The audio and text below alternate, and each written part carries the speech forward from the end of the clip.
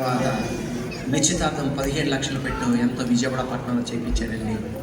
15 లక్షల పైన ఏదో అయింది నిశ్చితార్థం. హోటల్లో మంచి హోటల్ చేశారండి. 150 మందిని పిలిచి ఘనంగా జరిగించారు. వాళ్ళ స్తోమతకి వీళ్ళ స్తోమతకి తగ్గ చేశారండి. ఇంకా 3 నెలలు వివాహం అవబోతుంది. మరో వస్తాడు ఆ కుర్రాడు యూకే నుండి. న్యూజిలాండ్ నుండి బంధువులు వచ్చారు. ఈ అమ్మాయి తరపున ఉన్న బంధువులు, ఈ ఆంటీ గారి బంధువులు వచ్చారు. రాగానే ఏదమ్మా మీ అమ్మాయి భర్త అల్లుడు ఫోటో చూపెట్టవా అన్నారు. ఎందుకు చూపెట్టమని చెప్పి ఆల్బమ్ చూపెట్టారండి. చూపెట్టగానే న్యూజిలాండ్ బాగా వచ్చింది. ఈ కుర్రాడు అమెరికాలో ఉండేవాడిగా, ఎప్పుడు వెళ్ళాడు యూకే? మేము అక్కడ అమెరికాలో ఉన్నాము, అక్కడ న్యూజిలాండ్కి వచ్చాము మేము. ఏంటి ఆ కుర్రాడు యూకేకి వచ్చాడు? ఏంటమ్మా అతే ఏంటిదంటే ఆల్రెడీ వీడికి పెళ్ళి అయిపోయి 2 బిడ్డలు తండ్రాడు.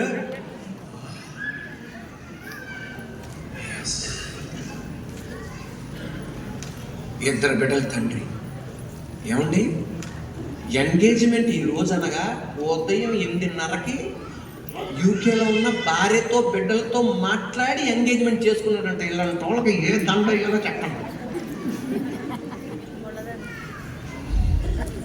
ఇలాంటి తమ్ముళ్ళు ఉన్నారో లేరో నాకు తెలియదు, కానీ ఉన్నారు, అందుకే నాతో మాట్లాడిస్తున్నాను.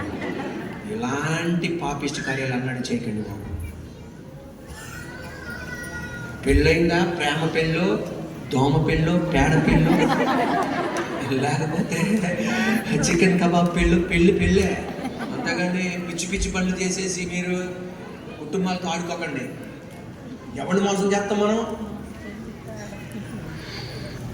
దేని బిడ్డలారా, అదే గనక దేవుడు నా మాట ఏం లేదు, నీ అనుభవించు అనలా తండ్రి.